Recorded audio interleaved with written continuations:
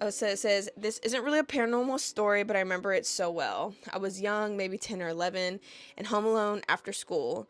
I was working on my homework upstairs when somebody rang the doorbell. Sometimes my friends down the street would come over, so I ran downstairs thinking it was her. Girl, check that window. Check the window.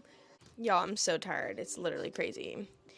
Anyways, so it says there was a window above our door and it was very high up. So usually I could stand on top of the stairs and look through to see who was at the door, um, at the top of their head. This time there's a man just looking through the window. It must have been 7 feet off the ground. He was eye line with it. He had a very round face and I remember a huge smile. Ew.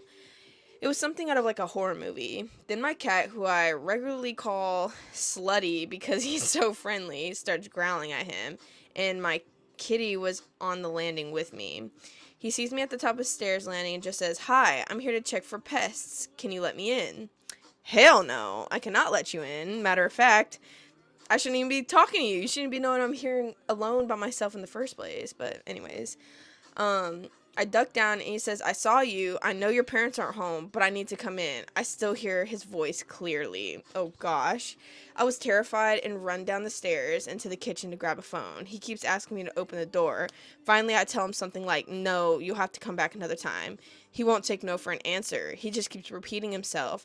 And then I tell him I'm going to call the police. All politeness out the window. Says something about me being rude, and then I'm stopping him from doing his job. I keep repeating that I will call the police, and he finally just starts screaming and cursing at me.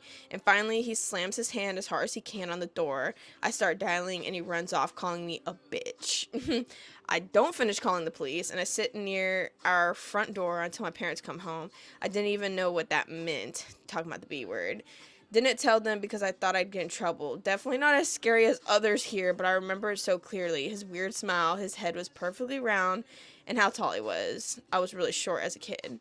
Y'all, that's what I hate about when parents, like, be like, I don't know, they just don't make it a safe place for their kids to feel comfortable enough to come talk to them and to let them know, like, what's actually going on in their life. I just hope that I'm not that type of parent.